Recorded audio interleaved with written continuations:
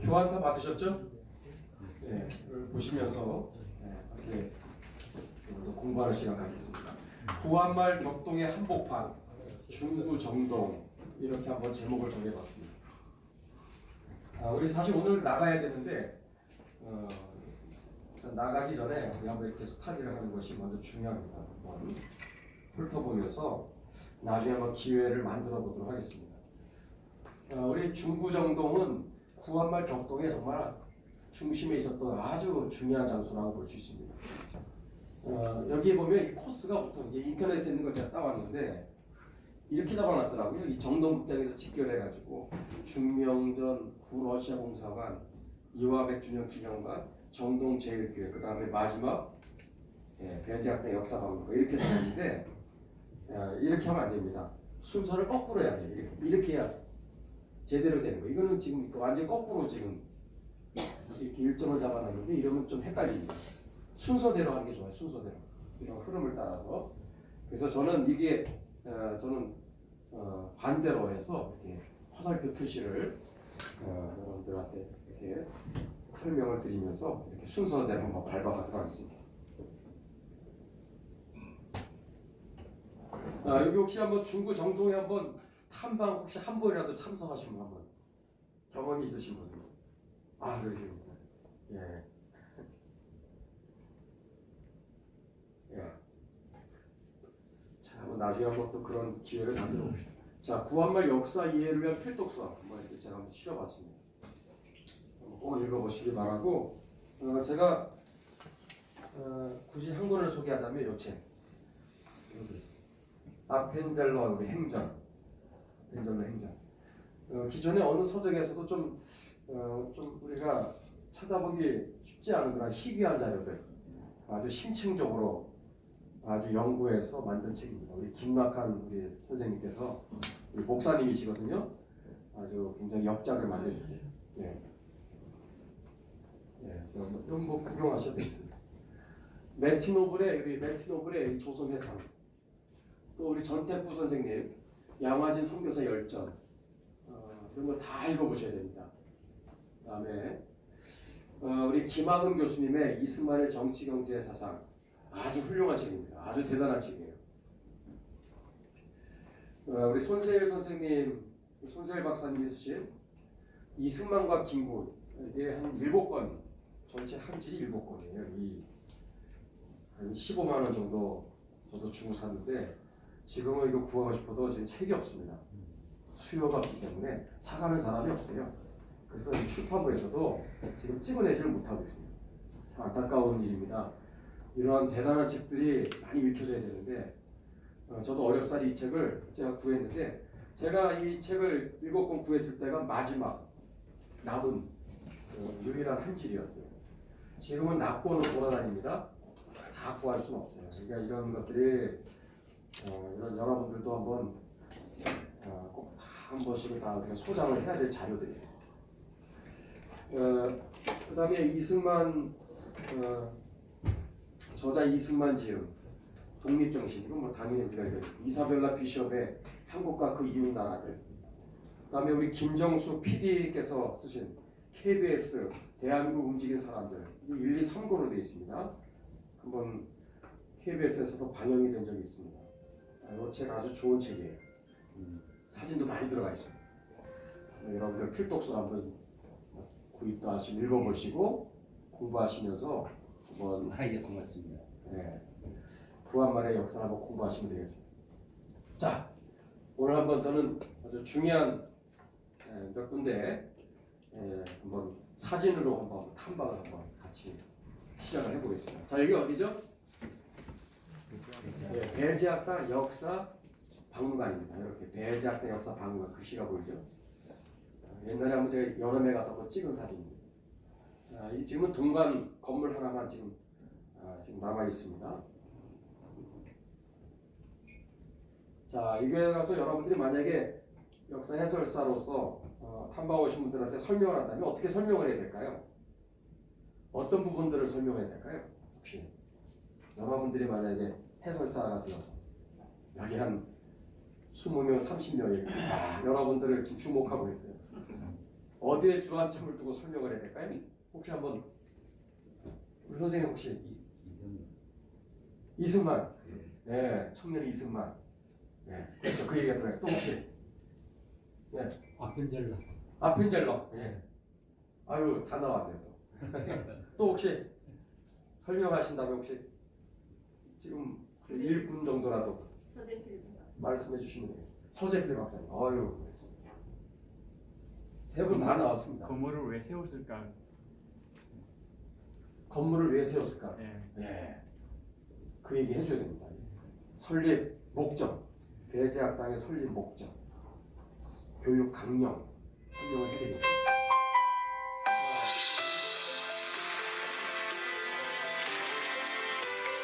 여러분들이 만약에 자료를 준비할 수 있다면 이거 한 A4 정도 사이즈로 해서 한 20명 정도면 다 보입니다. 실내에서는 이렇게 PPT로 우리가 보는 것이 좋지만 밖에서는 이럴 수 없으니까 이렇게 사진으로 이렇게 준비해가지고 A4 사이즈 정도만 해도 충분합니다. 다 보이거든요. 그래서 옛날 흑백 사진 이런 걸 준비해서 설명을 해주시면 좀 더 아마 생동감이 있겠죠. 그러면서 이게 벤젤러 선교사 설명을 해야 되겠죠. 또 우리 1895년 4월 2일에 청년 이승만이 이 학교에 입학을 했다는 거 설명을 해줘야 됩니다. 이 학교의 설립 연도가 언제일까요? 배제학당의 설립 연도. 벤젤러 선교사님은 1885년 4월 5일에 우리나라 제물포항에 이제 입학을 하죠. 그래서 물론 이제 일본의 오키나와에 잠깐 결혼하셨기 때문에 부부가 함께 이렇게 당시에 우리나라에 들어오는 것이 우리 또 미국 공사관에서 굉장히 또 우려를 했기 때문에 잠시 일본으로 가서 잠깐 쉬시다가 다시 들어오게 되었죠. 어쨌든 그러면서 이게 중구 정동에 오셔서 제일 먼저 한 것이 배제학당을 설립한 거예요. 1886년입니다. 1886년. 일단 연도만 여러분들이 알아도 실력입니다. 자, 이 학교 설립 목적이 뭐죠? 통역관을 양성하기 위한 것이 아니라 자유의 교육을 받은 사람을 내보내는 것이다. 이게 포인트입니다. 이게 핵심입니다.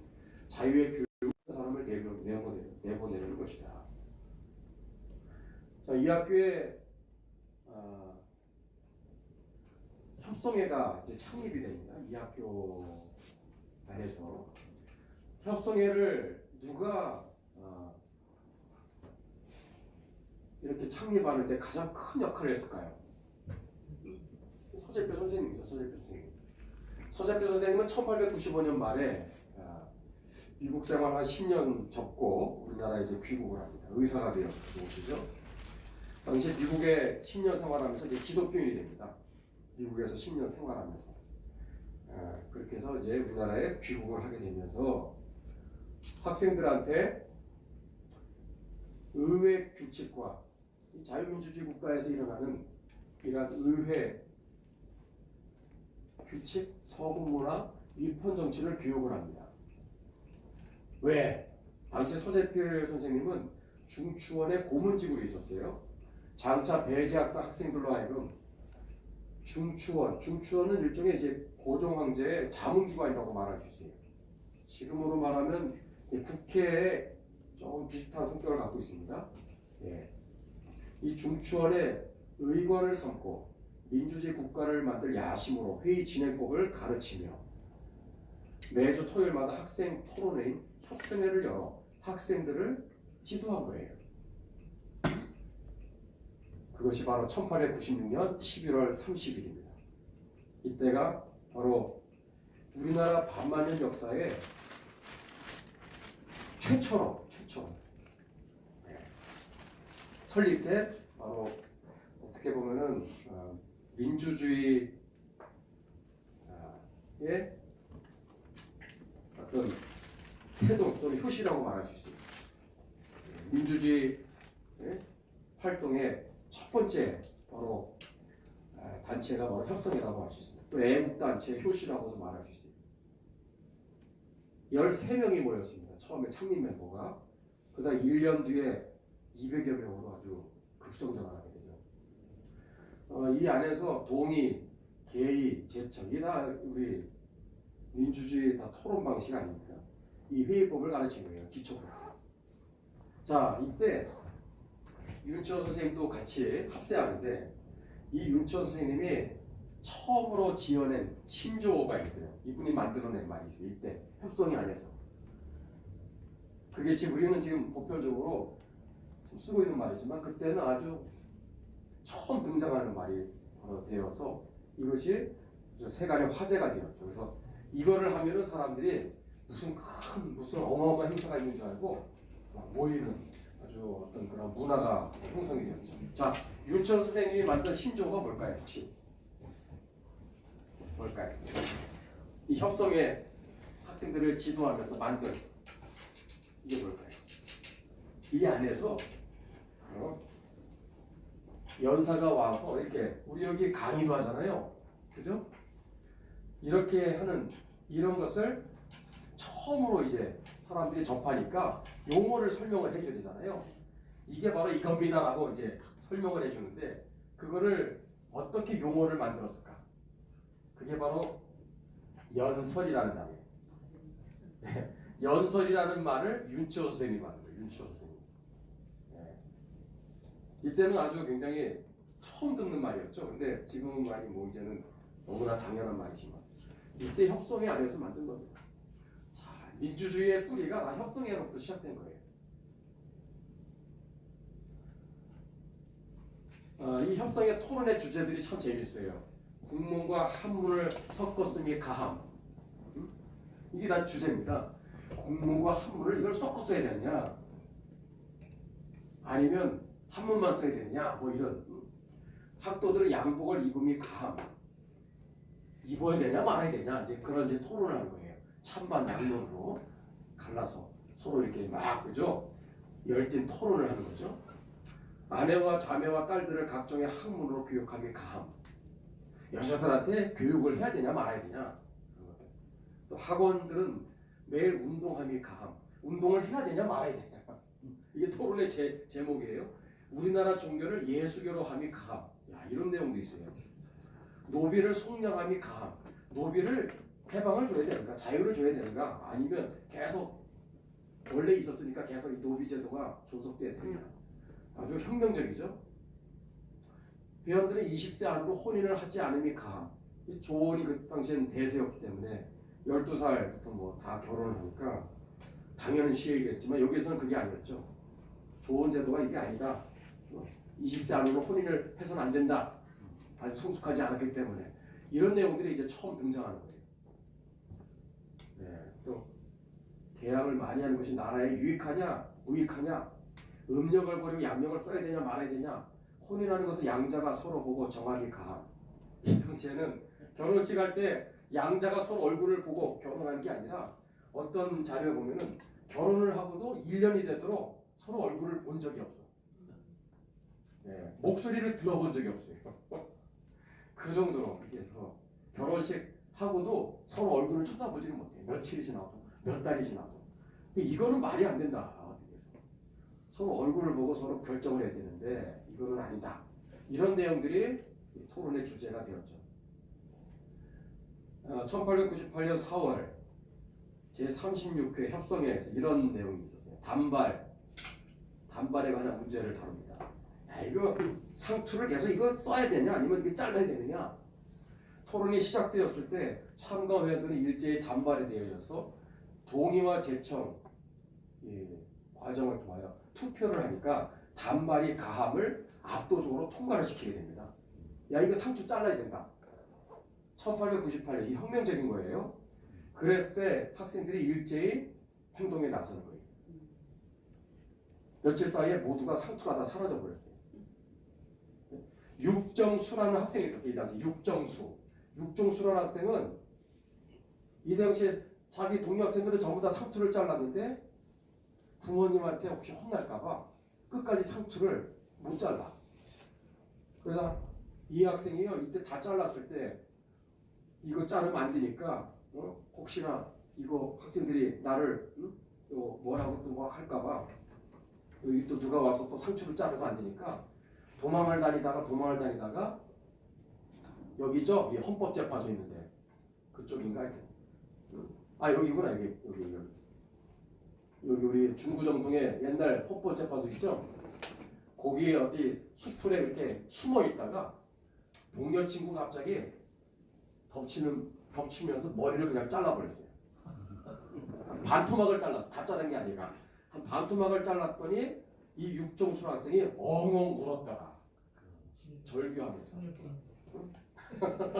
이 부모님이 물려주신 건데 네가 잘라 그러면서 나는 못 자르는데 갑자기 막 학생이 와가지고 막 딱 반토막을 내니까 막 통곡을 하면서 눈물바다가 되는 그런 일이 일어날 정도로 이거는요 혁명적인 것이었습니다. 다 학생들이 다 잘라버렸어요. 이때 제일 기뻐했던 사람이 아펜젤러 바로 배제학당 교장이었다고 그러죠. 아펜젤러의 그 교육 목표가 몇 가지 있었어요. 그 중에 하나가 이 상투를 자르는 거였거든요. 또 학생들 다 기독교인으로 만드는 거. 그 영어 교육을 해서 영어를 하게 하는 거. 근데 이 상투를 자르니까 그렇게 기뻐했다는 거예요. 자, 협성의 영향으로 독립협회에서는 1897년 8월 29일부터 매주 일요일 오후 3시부터 독립관에 모여 토론회를 개최합니다. 서구 민주주의식 토론회를 야 우리도 한번 하자. 그래서 이 독립협회에서 협성회를 따라서 학생들이 하는 모습을 따라서 독립협회가 따라하게 된 거예요. 이거 얼마나 중요합니까? 이 협성회가. 자, 이런 내용들을 우리가 가르치면서 해설을 하면 되겠는데 자, 그렇다면 이 내용은 어디에서 가르쳐야 될까요? 이 협성회에서 일어난 이런 일들을 어디서 가르쳐야 될까요? 장소. 물론 배제학당에서 얘기해도 되는데 사실은 정동제일감리교회에서 가르쳐야 돼요. 왜냐면 협성회 이 토론회를 했던 장소가 여기니까 이 교회 안에서 했거든요. 교회 안에서 한 방에서 협성회가 계속 여기서 진행이 된 거예요. 얼마나 중요한 장소입니까? 우리나라 민주주의의 뿌리가 여기서 시작된 거예요. 협성회에서. 최초의 민주주의식 서구식의 그런 토론 방법으로 학생들한테 민주주의 교육을 시작한 거죠. 동의 제청 이런 이런 것들을 통해서 학생들이 이렇게 의식의 뿌리를 내리게 된 거죠. 자 여기 보면은 이 정원에 아펜젤러 우리 선교사님의 흉상이 이렇게 서 있습니다. 이런 데서 서서 또 여러분들이 해설을 얼마든지 할 수 있겠죠. 우리 아펜젤러에 대해서 우리가 설명하자면 이게 바로 배제학당 그 다음에 설립한 바로 정동제일감리교회가 되겠습니다. 원래는 베델 바로 예배당이었어요. 처음에는 베델 예배당. 처음에 예배당 모습이 이거예요. 이게 아주 참 희귀한 사진입니다. 또 가운데 이 가림막을 했죠. 1896년 스와론이라는 여성 선교사가 이거를 보고 이렇게 썼더라고요. 가슴에 감동이 와닿았다.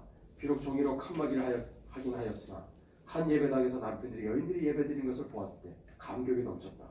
기독교는 지금 최소한 그들 사이에 다른 개혁운동이 손댈 수 없는 사회 풍습의 악들을 개파해 나가고 있다. 복음 앞에서 오랜 악습과 폐습이 조용히 깨져나가고 있다. 비록 가림막이 있었지만 이렇게 같이 한 자리에 앉아서 예배를 드린다는 것은 교회사적인 측면도 있지만은 이건 민주주의 발전 역사에 아주 중요한 순간이라는 거죠. 자, 이게 선교사님들을 통해서 태동하게 된 겁니다. 이런 민주주의의 이런 발전 역사가. 하나 또 우리가 언급하자면 정동감리교회에서 최초의 남녀가 함께 모여 토론하는 그런 모임이 있었어요. 1897년 12월 31일입니다.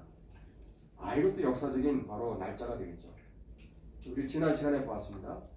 오늘 지나가겠습니다. 협성회와 또 남녀 최초의 토론회 1897년 12월 31일 이런 얘기를 하면은 아주 생생하겠죠.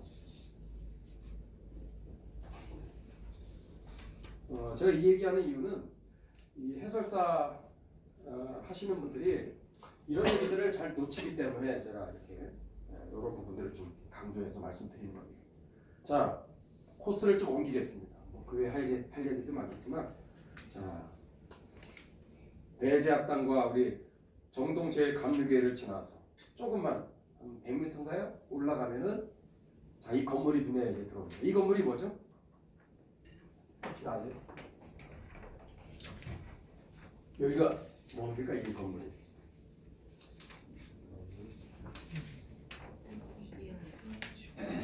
네. 여기가 이화 학당 박물관입니다. 네, 이화 학당 박물관. 여기가 이화 학당에 세워진 바로 장소가 되겠습니다. 옛날 사진 또 한번 여러분들이 준비했다가 이렇게 쫙 한번 보여주시면서 설명을 하시면 되겠습니다. 이게 바로 이화 학당의 초창기 바로 사진입니다. 아주 한옥으로 설립한 아주 멋있습니다. 자, 설립자가 누구죠? 메리 스크랜튼 여자 선교사님이에요. 50이 넘으신 이분은 아들하고 같이 이 땅에 선교사로 오셨어요. 모자가 같이 선교사로 아주 참 특이한 케이스예요. 메리 스크랜튼이라는 이 선교사님이 이화학당을 설립하게 되는데 좀 세월이 지난 뒤에 찍은 사진이에요. 이게 한 명으로 시작했습니다. 한 명 데리고 이게 나중에 이화여자대학교가 되는 거예요. 이화여자대학교 오늘날 이렇게 세계적인 대학교의 시작은 딱 한 명으로 시작했어요. 한 명.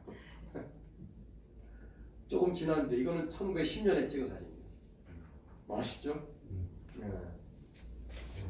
그 안에 들어가면은 그 설명서 중에 하나 제가 한번 따와봤습니다.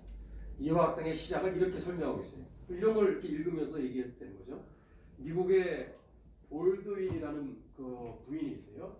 이분이 이름도 없이 사는 조선의 여자들이 이름도 없이 살았죠. 조선의 여성 선교를 위해 기부한 88달러. 88달러가 바로 오늘날 이화여자대학교에 바로 종잣돈이 되는 거예요. 88달러에 이 종잣돈을 헌금을 한 거예요.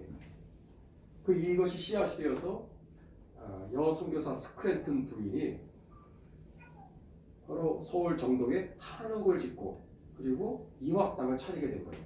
학생들을 기다립니다. 그랬을 때 1886년 5월 31일 이게 오늘날 이화여자대학교의 바로 시작입니다. 1886년 5월 31일 그날 밤에 하인을 거느린 어떤 한 부인이 영어를 좀 나도 배우고 싶습니다. 찾아온 거예요. 선교사님한테.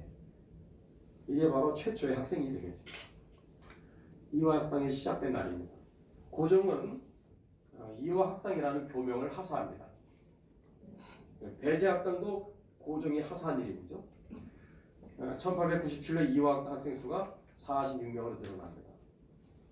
그래서 이렇게 나중에 시설을 이렇게 갖추게 됩니다.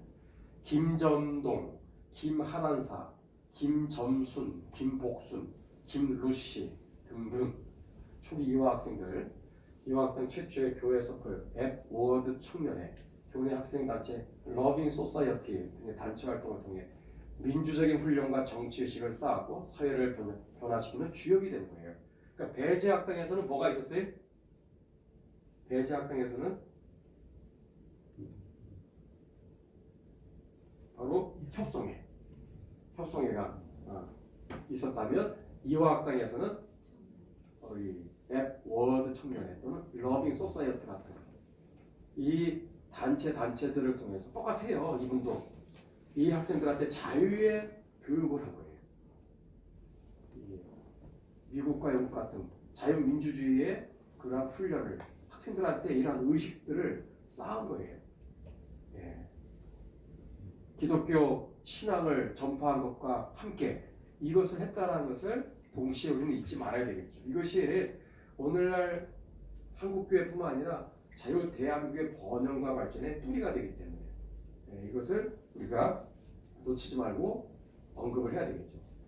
핵심은 이거예요.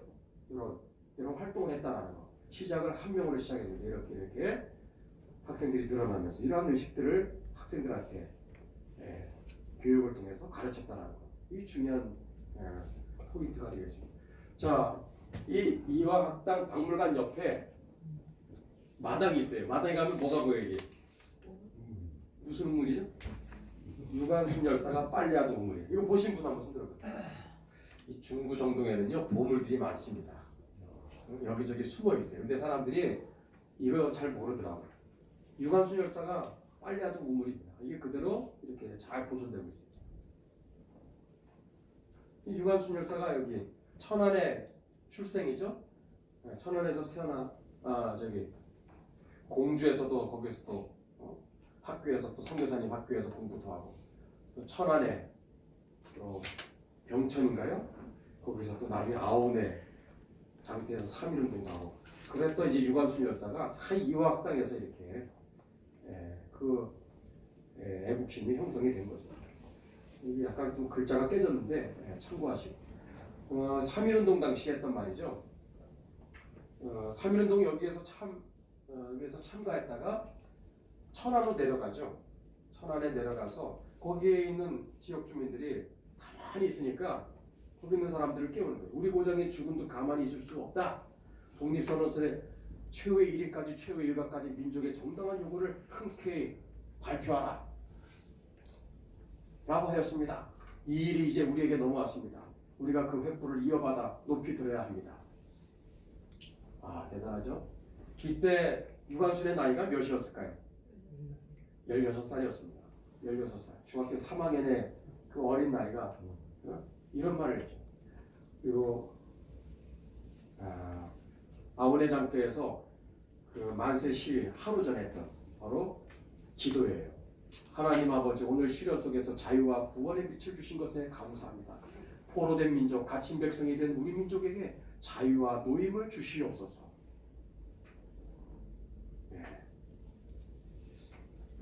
나중에 나라에 바칠 목숨이 오직 하나밖에 없는 것이 이 손의 유일한 슬픔입니다. 이런 유언을 남기고 수국을 하게 되죠. 어디에서? 서대문 여기 홍무소에서. 지금도 가면은 그 지하에 유관순 열사가 수감돼 있었던 옥고를 치렀던 바로 장소가 아주 잘 지금 원형 그대로 보존되고 있습니다.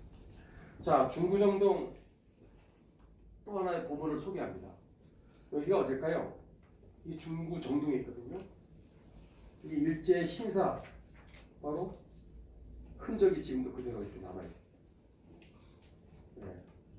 우리 배 회장님 혹시 아세요 여기? 어딘지 아세요? 창덕 여자 중학교 운동장에 있습니다. 암흑동이요? 중구 정동에. 정동이. 네. 창덕 여자 중학교 안에 들어가서 왼쪽으로 귀퉁이에 이게 있어요. 이게 일제 그대로 남아 있는 거의 뭐 원형 그대로 보존돼 있습니다. 여기는 없어졌지만 그대로 이렇게. 여기 밑에 오른쪽으로 돌아서 들어가면 방공호가 그대로 있어요. 방공호가. 공습을 피해서 여기에 대피하기 위한 목적으로 만들어놨어요. 구를.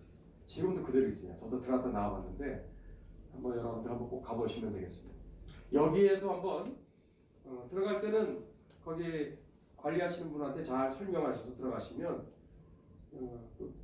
관리하시는 그분이 교회 권사님이시더라고요.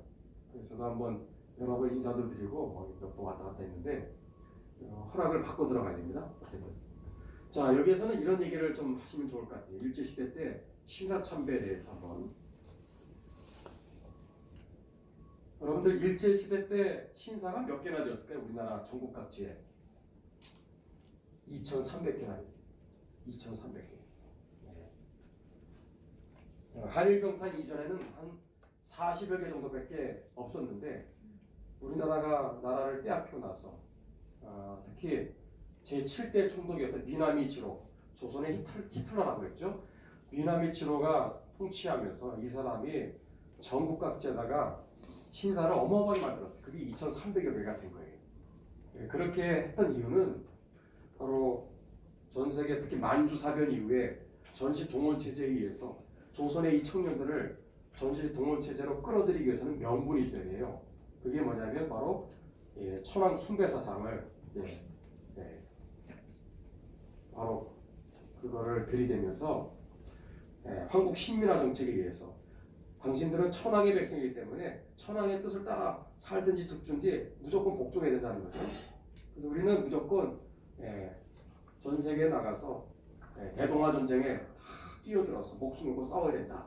그런 이제 명분을 바로 만들기 위해서 한국 식민화 정책을 이렇게 주장하면서 했던 것이 신사참배가 되겠죠. 전국의 신사를 이렇게 2,300개나 세운 이유는 바로 다 그런 거예요. 전 세계 바로 천황 지배 세상을 만들어야 되기 때문에 그러니까 전쟁을 일으켜서 어떻게 해서든지 침략을 해야 되거든요. 그러니까 사람이 필요한 거예요. 병참 물자가 필요한 거예요. 조선이 가장 만만했겠죠. 그래서 우리나라에 이렇게 신사를 어마어마하게 많이 세우면서 하게 되었는데 마지막 제일 걸림돌은 한국교회였어요. 한국교회는요, 그래도 끝까지 이걸 버티다가 뭐 감리교, 성결교, 뭐 천주교는 이미 벌써 거기는 신사참배 다 동조하고 뭐 이렇게 저항 없이 전부 다 그렇게 다 순응합니다. 그 거의 우리 한국교회, 특히 이 장로교회가 끝까지 여기에 맞서서 싸우게 되는데 장로교마저 마지막에 결국에는 신사참배 앞에 무릎을 꿇게 되죠. 이게 1938년 9월 10일입니다. 1938년 9월 9일에 조선 예수교장로교회 제38회 총회가 있었어요. 거기에서 총회장 이 사람이 이제 홍택기 목사입니다. 이 사람이 저녁에 이 회의를 이제 주관하면서 이렇게 결국은 이제 결의문을 통과를 시키게 됩니다. 이 불법 바로 과정을 통해서 결의를 통과를 시킨 거예요. 아등은 신사는 종교가 아니요 기독교의 교리에 위배되지 않는 본의를 이해하고 신사참배가 애국적 국가의식을 자각하여 또 이에 신사참배를 솔솔 수행하고 국가정신 총동원에 참가하여 비상시국하에서 국민으로서의 정성을 다하기로 기하고. 그러니까 신사참배는 이것은 무상숭배가 아니라 10계명의 1, 2계명을 어기는 불순종이 아니라 이것은 국가에 대한 예의일 뿐이다. 예식일 뿐이다. 꽝꽝꽝. 이렇게 말도 안 되는 이제 결의문을 통과시킨 거예요. 그 역사의 그 책임을 바로 이 사람이 지게 된 거죠. 다 마찬가지 뭐 부총회장 김길창 목사다 이런 사람들이다 동조해서 다 이렇게 해서 짜고 치는 고스톱 모양으로 미리 회의 직전에 이미 다 입을 맞춘 거예요. 그래가지고 불법으로 이미 다 결의를 한 거죠. 나중에 가시면 예하십시오 했을 때 여기에 모인 분들이 이렇게 한 100명, 200명 이렇게 200여 명 정도 이상 있었는데 10명 정도만 개미 소리로 예 그랬다. 예. 그러면 아니면 아니라고 말하십시오. 이렇게 그 마지막 그 말을 해야 되거든요. 근데 그 말을 딱 안 하고 그냥 통과를 시켜버렸어요. 네. 아니면 아니라고 말하십시오. 그 얘기 안 하고 그냥 바로 결의를 그냥 통과를 시킵니다. 그래서 이게 불법 바로 결의문이라고 말하는 겁니다. 다 이게 동의 당신이 하시고 제청은 당신이 하시고 이렇게 다 입을 맞춘 거예요. 미리 일본 사람들. 불이죠, 불이. 법이 있는 게 아니에요. 부정. 당시에 그 분위기를 보여주는 한 자료를 소개할게요. 대구의 신정 장로교라고 있어요. 이 교회 예배 시간에 썼던 주보입니다. 여기 보면은 이거 보세요. 이게 일부 순서입니다. 이렇게 해서 예배가 시작되는 게 아니라 예배 직전에 이렇게 직전 무슨 행사처럼 행사가 있는 거예요. 여기 보면 뭐가 있어요? 국가 봉창, 일동 기획 이거요. 일본 국가를 부르는 겁니다. 그 다음 뭐죠? 궁성 요배. 동방요배를 하는 거예요. 동쪽 방향으로 최경례라고 해서 일단 보여드릴 거예요. 90도 각도 이렇게 완전히 구부려서 절을 하는 것을 말하는 거예요. 예배 시간에 그런 일을 하고 그 다음 뭐가 있어요? 대동아 전쟁 필승 기원 묵도. 묵도라는 말이 일제 잔재인 거 아세요? 묵도라는 말이. 묵도라는 말은 우리가 이걸 알고 쓰셔야 됩니다. 알아도. 이게 다 여기서 나온 겁니다. 대동아 전쟁에서 태평양 전쟁에서 싸우는 일본 군인들을 위한 기도하는 시간을 가진 거예요. 예배 시간 전에. 그다음에 뭐가 있죠? 한국 신민의 서사 제창. 이따 보여드리겠습니다. 우리가 한 가지 참 생소한 게 우미 유가바를 합창했다는 거. 이게 그거예요. 우미 유가바가 이게 바로 노래입니다. 이게. 바다에 나간다면 나의 시체는 바다에 띄고 산에 나간다면 초원에 버린다. 아무튼 천왕 가까이에서 죽는다. 뒤는 돌아보지 않겠다. 이 노래를 힘차게 부르고 나서 예배가 시작되는 거예요. 이렇게 쭉쭉쭉쭉. 그 다음에 뭐가 있어요? 애국 헌금을 하는 거죠. 그래서 이 돈을 모아서 국방헌금으로 보내서 전투기도 사고 이렇게. 이러한 배도의 죄악을 한국교회가 범한 것입니다. 자, 당시에 한국 신민서사가 있고요. 성인용이 있고 어린용이 있어요. 예.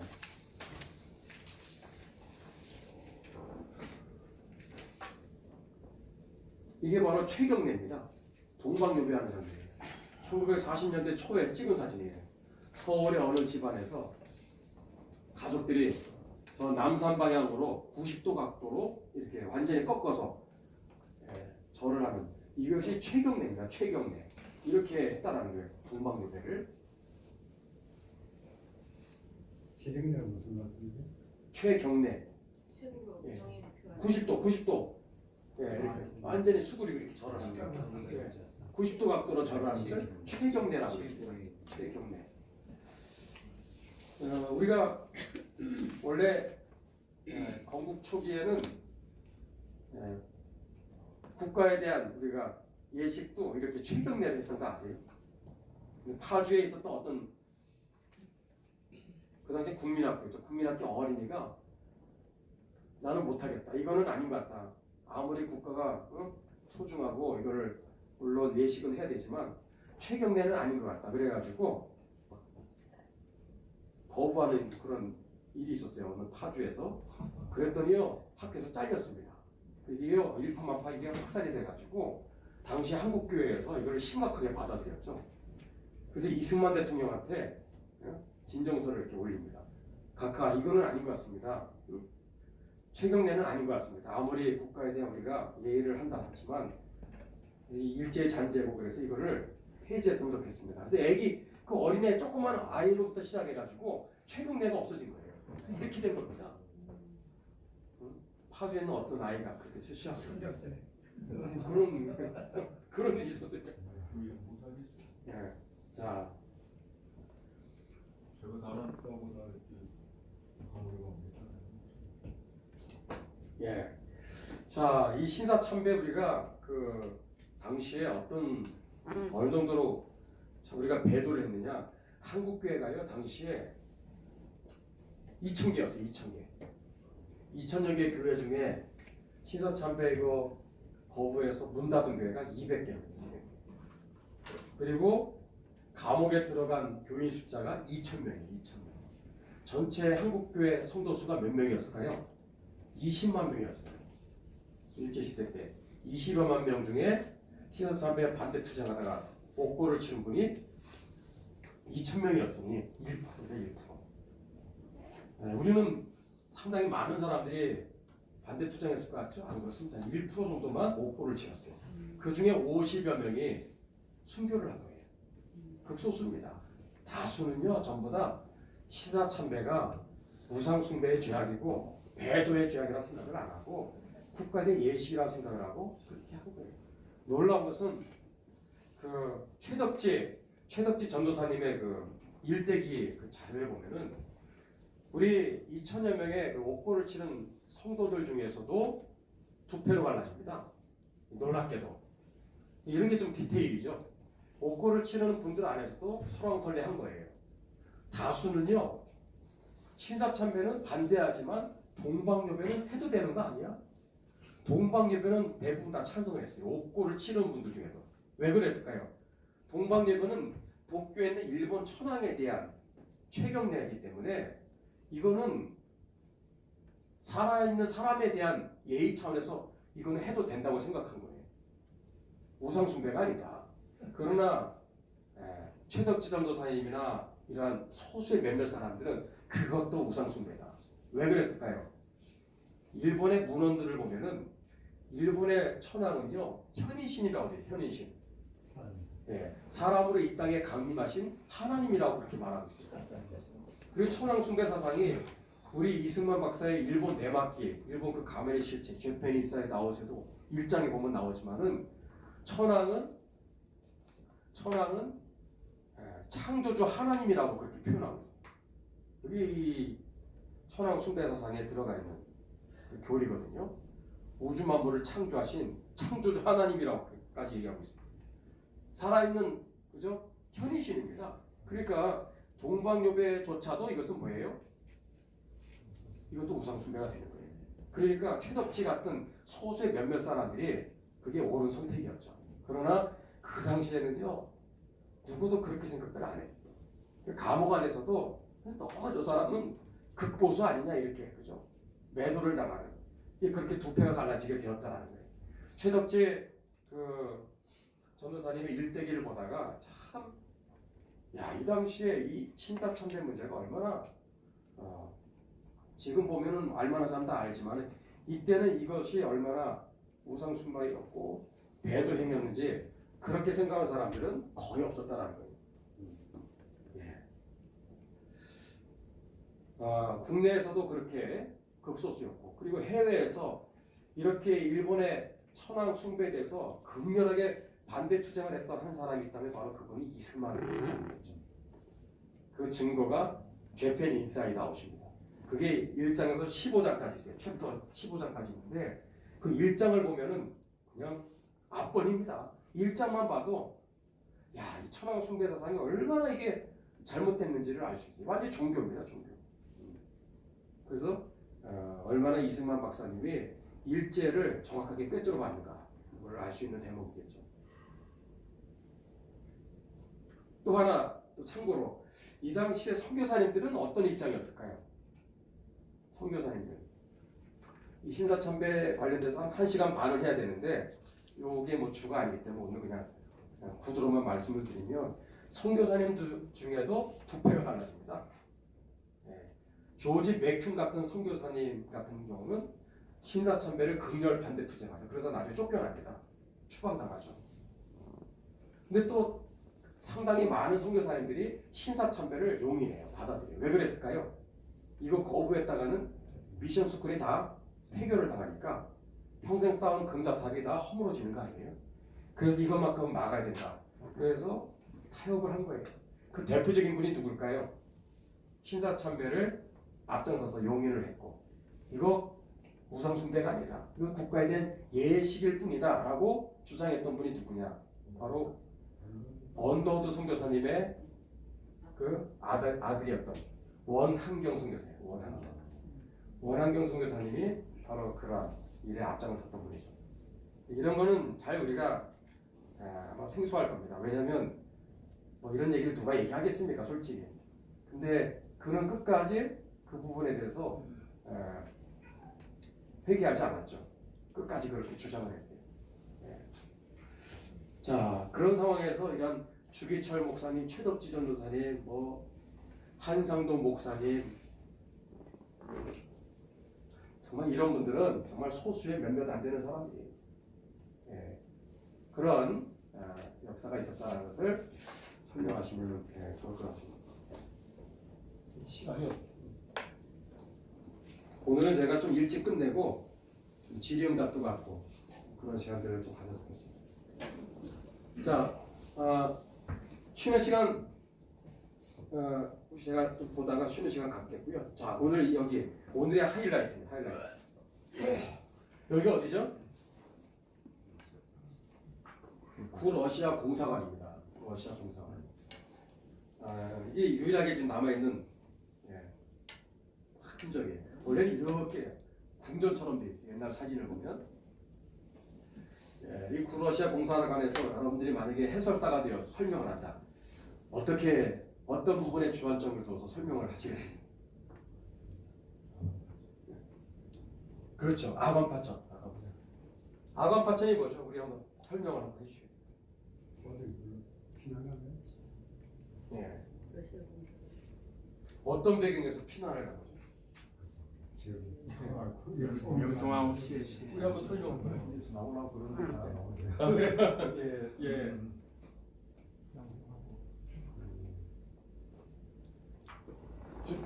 러일 중일 전쟁에서 일본이 이기면서 그 순천만인가 그걸 네네. 장악을 했는데 예.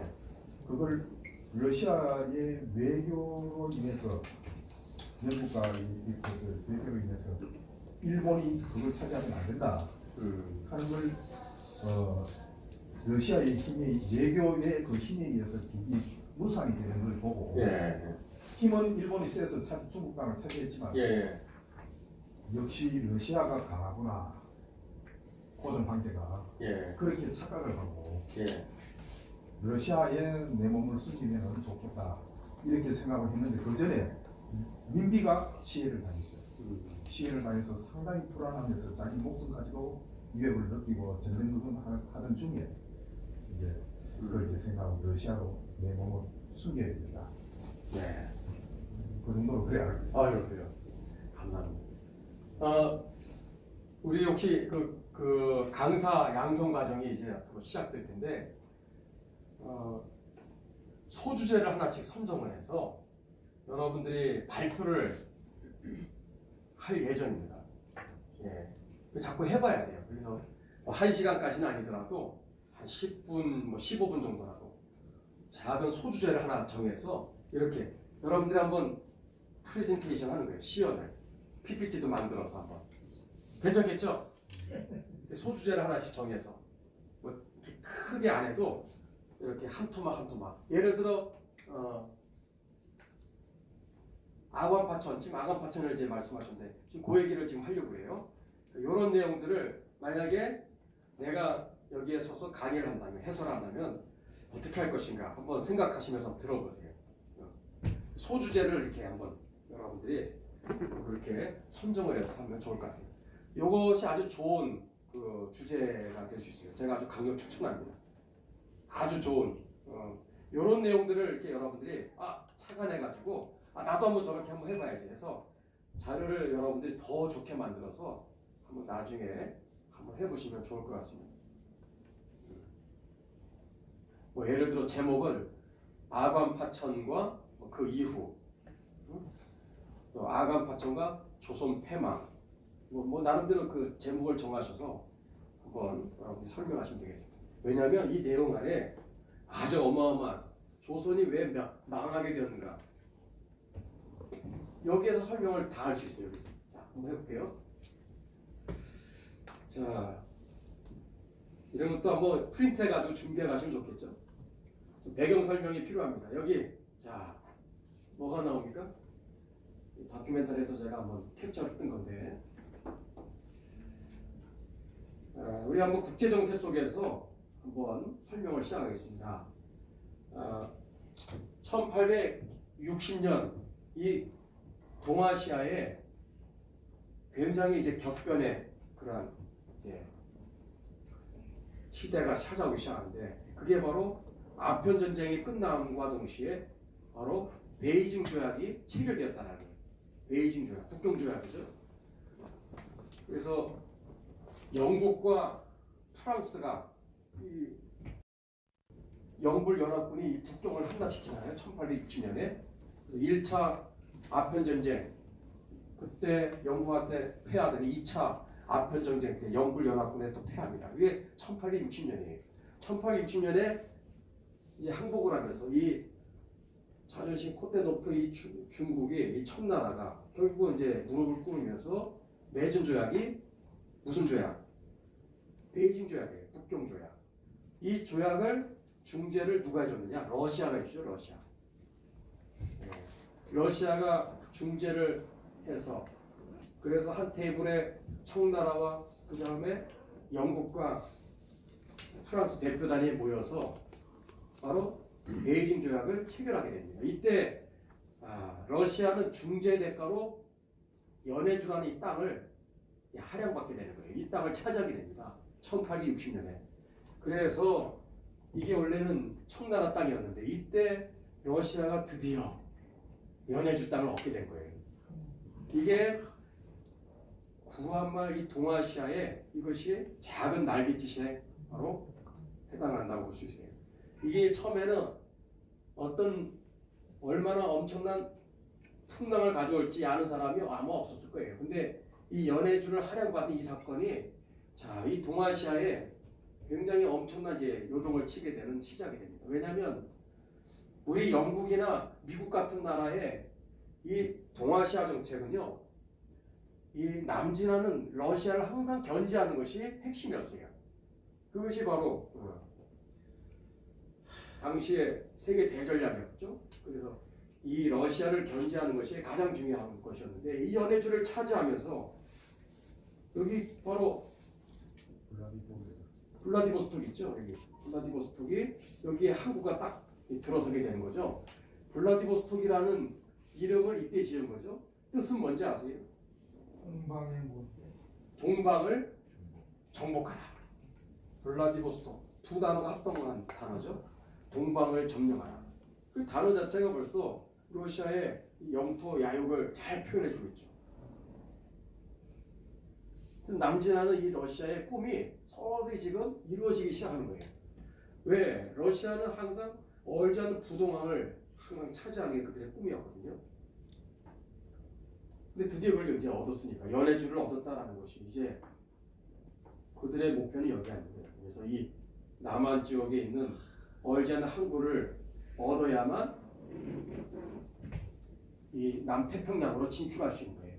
여기는 원래 경제 수역이죠. 누가 이 지역을 다 지금 점령하고 있어요? 영국이잖아요. 해가 짓지 않는 영국이. 이 영국이 다 차지하고 있는 경제 수역이란 말이에요. 이게 밥줄이거든요.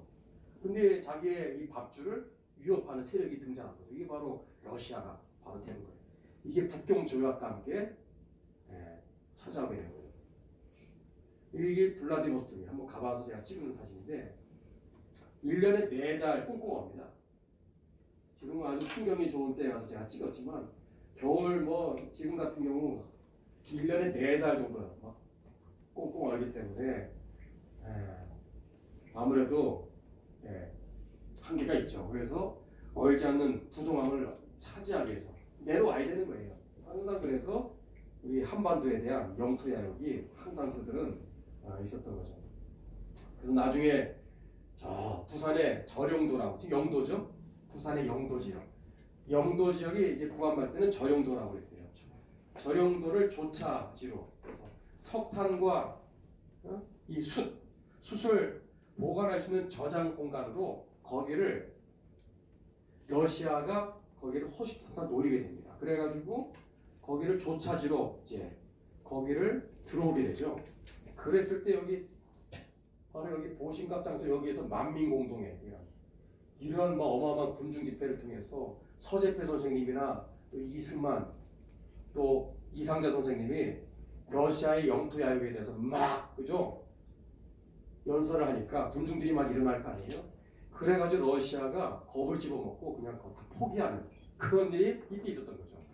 그래서 러시아의 그 항상 목표는 남쪽으로 내려가는 그게 이루어질 뻔했던 게 바로 1898년 바로 부산 저령도를 조차하려고 했던 시도. 근데 그게 만민공동회의 이러한 시위로 인해서 무릎을 꿇게 되는 아주 엄청난 일이 있었죠.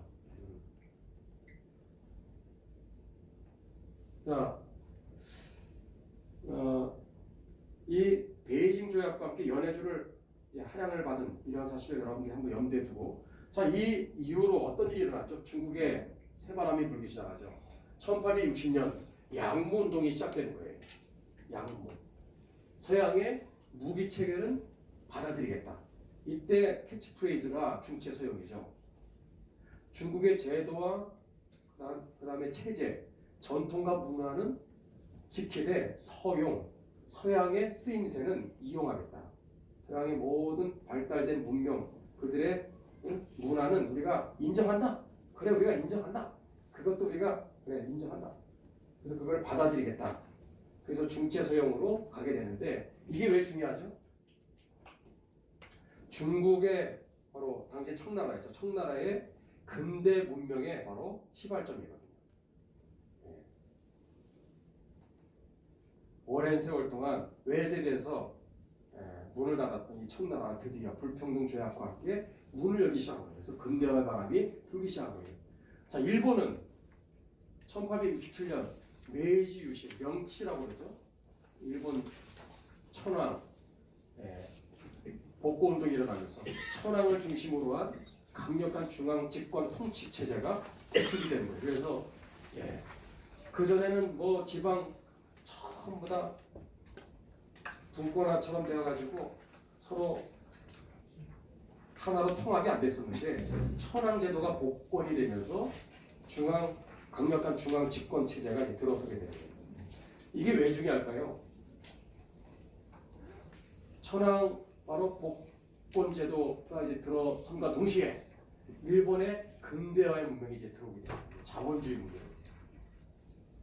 그래가지고 일본이 드디어 근대화에 이제 들어가게 되죠.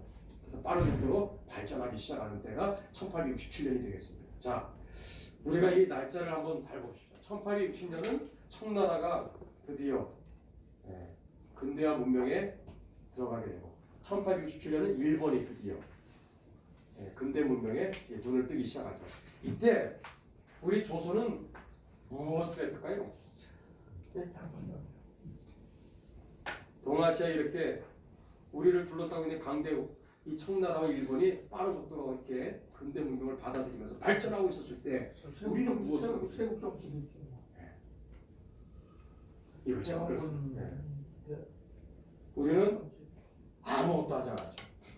우리는 아무것도 안 했어요. 하지 않았어.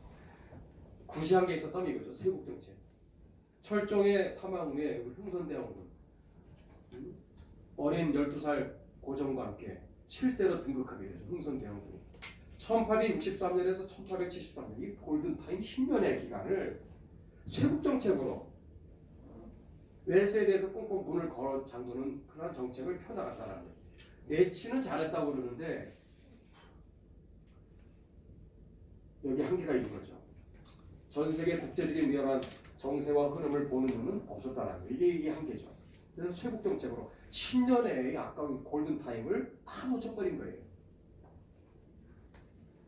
이때 흥선대원군이 바로 살았던, 거주했던 바로 집입니다. 이게. 여기 어딘지 한번 맞춰보세요. 가깝습니다. 여기서 걸어가면 금방 어딜까요? 여기가? 비온 앞에 운영국 문영궁입니다. 아유 그렇죠. 예. 여기 안국역 쪽에 가깝죠? 예. 안국역 옆에 여러분 내리시면 운형궁이에요. 운형궁.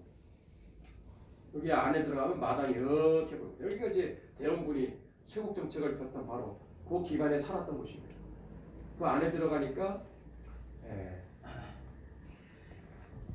여기가 사랑채라고 해서 여기에서 주로 많이 거주했다고 해요. 이 대원군.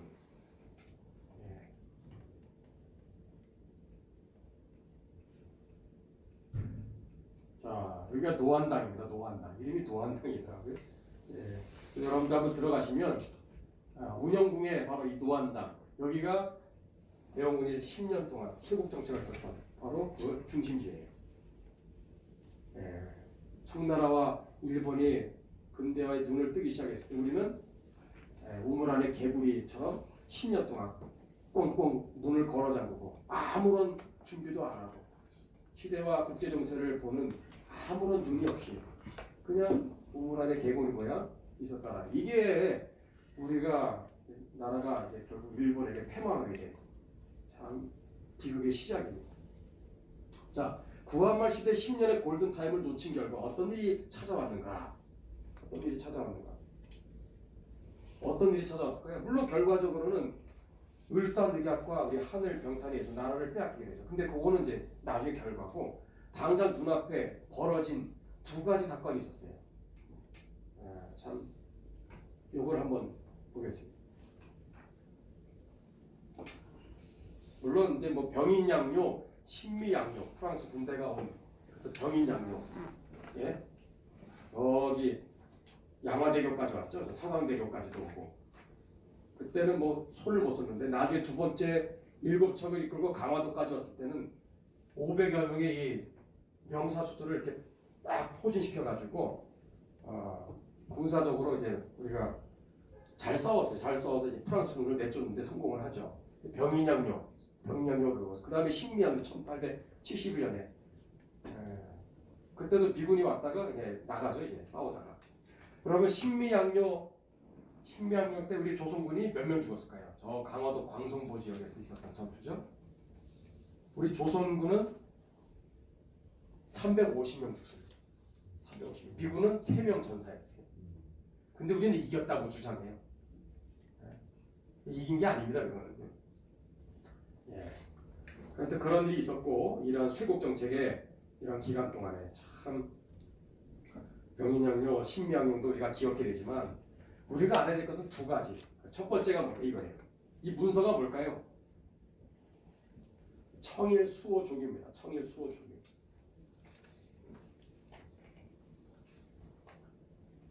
이게 청나라와 일본 간에 맺어진 바로 최초의 조약입니다.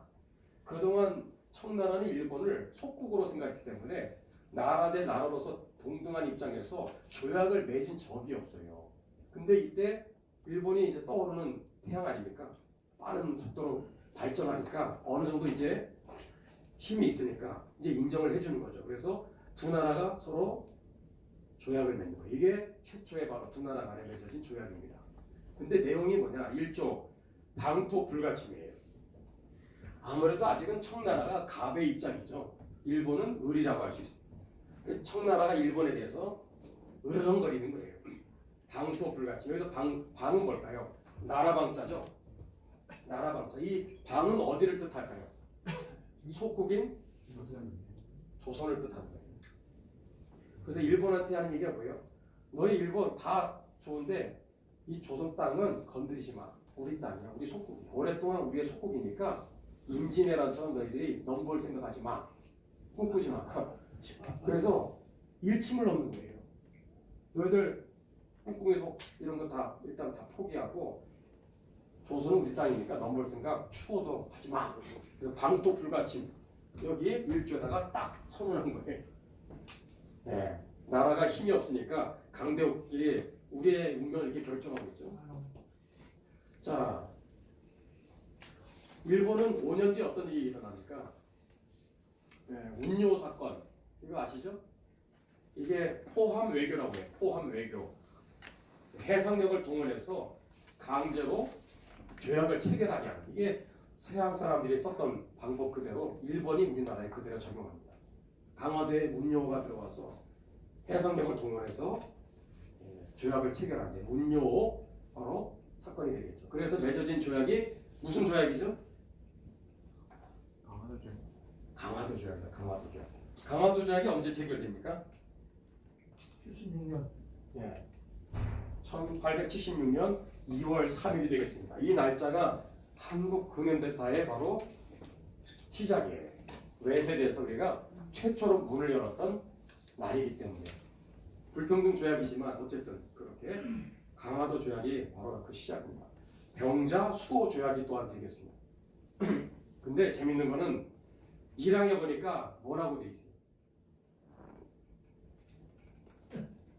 조선은 자주국으로 일본과 동등한 권리를 가진다. 이거 좋은 말 아닙니까? 누구 보고 겨냥해서 한 얘기일까요? 청나라 너희들 들으라는 거예요. 일본이 어떻게 니네들 속국이냐? 그거를 부정하는 거예요. 청나라의 조선에 대한 종주권을 전면 부정하는 바로 선언입니다. 조선은 자주국이야. 이 좋은 말 같은데 전혀 안 그렇습니다. 예, 이러한 국제 정세는요 윤리와 도덕이 지배하는 게 아니라 힘이 지배하는 명확한 세계입니다. 그거를 보여주는 거예요. 이 말만 봐서는 그렇게 안 보이죠? 이 속내를 봐야 됩니다. 그래서 청나라 니네들 속국이라고 웃기는 소리 하지 마. 조선은 자주국이야. 이게 뭐예요? 우리가 이제 침략을 하겠다라는 거죠. 일본과 동등한 권리를 가진다. 우리가 집어먹겠다라는 거죠. 이게 강화도 조약입니다. 이게 바로 조선에 대해서 일제가 드디어 침략을 바로 시도한 첫 번째 바로 사건이 되겠죠.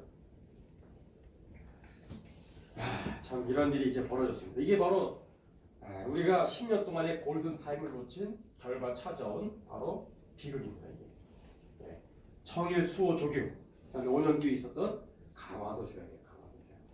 그래서 이 두 조약이 말하는 건 뭐예요? 조선을 가운데 두고 두 나라가 으르렁 거리는 거예요. 자기들이 집어삼키겠다고. 이게 몇 년까지 갈까요? 청일 전쟁까지 20여 년 동안 지속되는 거예요. 청일 전쟁에서 일본이 청나라와의 전쟁에서 이길 때까지 20년 동안 계속 두 나라가 팽팽하게 서로 으르렁거리는 거예요. 서로들 자기 거라고, 자기들이 집어삼키겠다고. 이병훈 선생님 강의 보시면요. 예. 이 당시에는 일본이 조선을 먹으려고 한 것은 아니었다. 초창기이기 때문에 뭐 그런 시각으로 강의를 하시더라고요. 아 그런가요? 네, 그러다가 한 나중에 가가지고 이제 마음을 바꿔먹어서 침략으로 나섰지만 이 당시에 있는 순수하게 개방한 차원에서. 네. 참고로 1885년이 되었을 때 후쿠자와 유키치라는 사람이 타라론을 선언합니다. 타라론. 참고로 하세요. 그게 뭐냐? 아시아에 있는 사람들과 함께 우리가 같이 손을 맞잡고 우리가 발전을 할 생각이 없다. 서로 같이 우리가 강경을 같이 꿈꾸고 같이 서로가 같이 발전하는 그러한 생각, 동맹 이런 생각 나는 갖지 않고 조선을 짓밟고 세계를 향해서 뻗어나가겠다. 이게 타라론입니다. 아시아를 탈출해서 아시아를 뛰어넘어서 아시아를 짓밟고 전 세계로 진출해 나가겠다. 이게 타라론입니다. 그거 이제 조선을 짓밟고 가겠다라는 거예요. 1885년에 그 일본의 화폐도 나오는 사람이죠. 만원권에 나오고. 누구예요? 후쿠자와 후쿠자와 유키치라는 이 사람이 타라론을 발표하죠. 자, 근데 우리가 알아야 될 게 1870년부터 시작해서 70년대는요. 정한론이 이제 일본 안에서 슬슬 바람이 불기 시작합니다. 정한론이 뭘까요? 혹시? 그렇죠. 한국을 정벌하겠다. 그게 정한론이에요. 야, 저 나라 우리 같이 못 가. 저 나라 반드시 우리가 짓밟고 세계로 진출해야 돼. 다 그때부터 이제 그런 얘기들이 대세가 되기 시작한 거예요. 여기도 제1항이 왜 이런 얘기를 하겠어요? 청일 수호 조규를 전면 부정하는 거거든요. 일본이라도 결국은 조선을 밟고 침략. 그렇습니다. 그렇죠. 시작됩니다.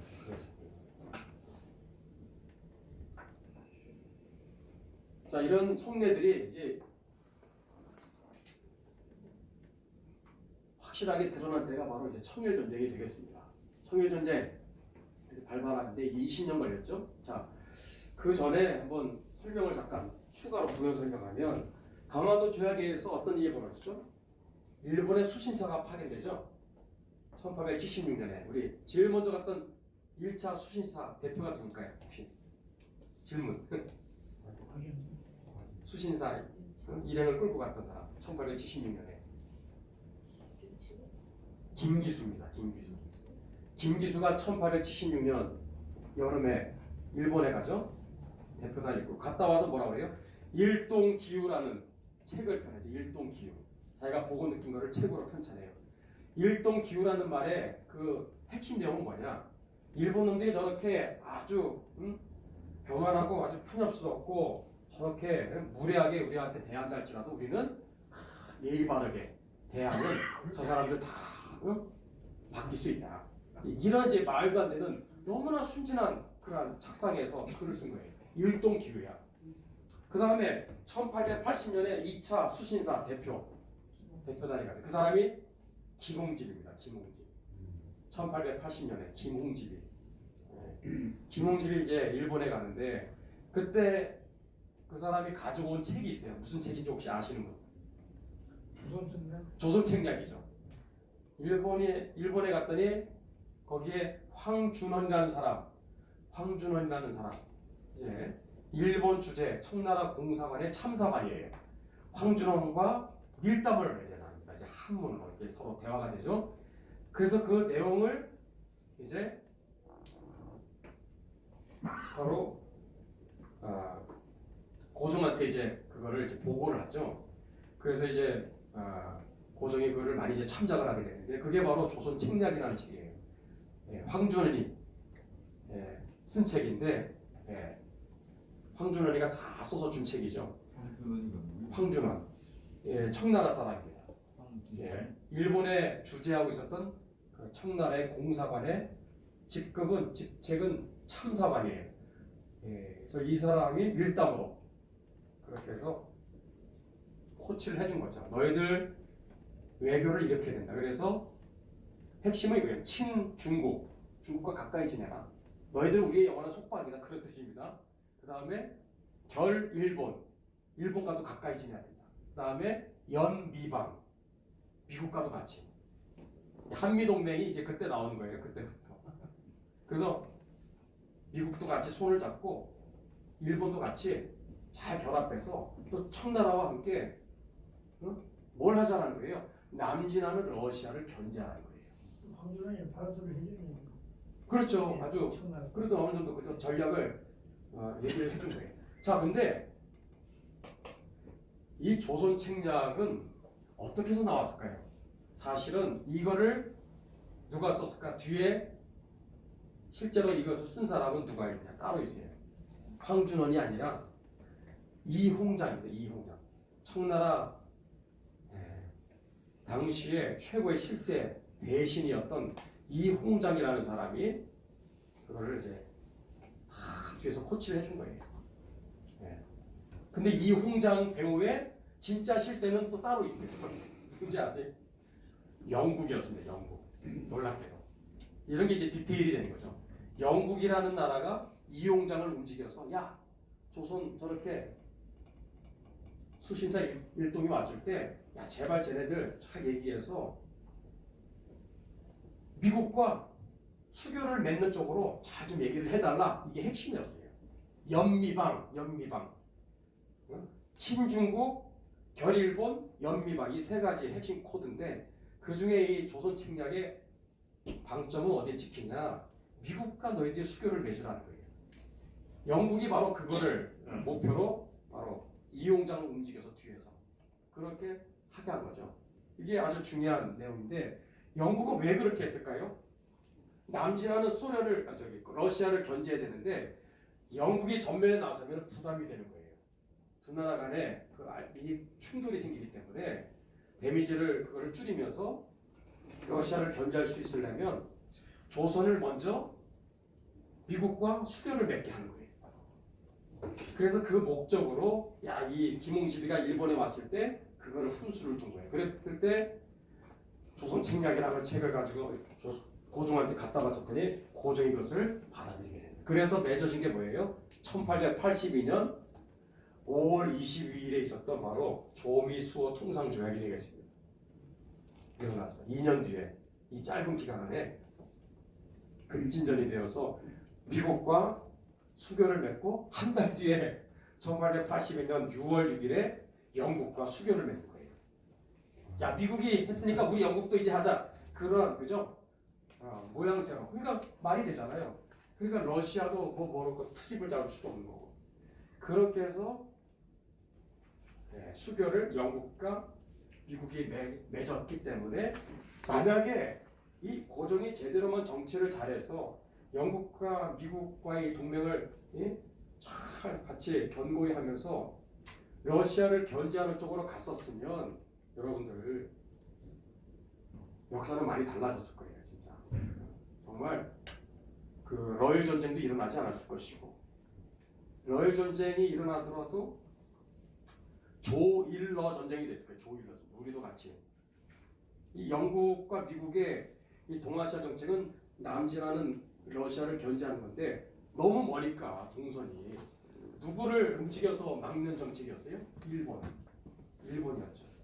그래서 해상으로 침투해 내려오는 러시아는 일본이 너희들이 막아줘. 육로로 침투하는 러시아는 누가 막아달라는 조선 너희들이 막아달라는 게 그것이 바로 그들의 이 동아시아 정책의 핵심이었거든요.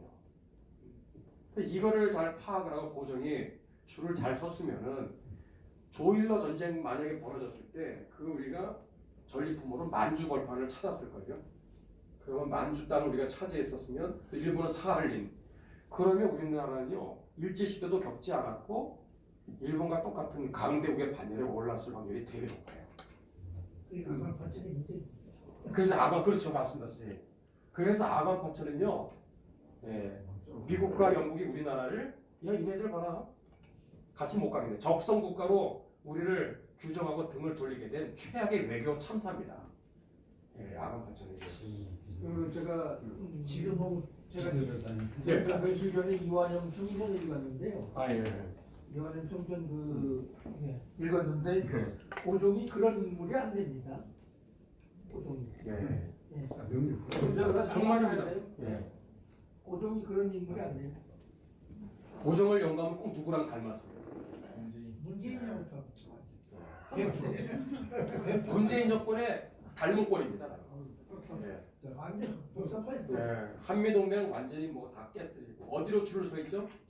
중국과 북한의 줄을 서는 외교 패착입니다. 예. 고종의 닮은 꼴이라고 할 수 있습니다. 이 역사를 모르기 때문에 지금. 빨리 내려와야 되는지 문제돼요. 자, 그 얘기를 한 5분 정도 쉬고 우리 자세한 내용을 한번 이어가도록 하겠습니다.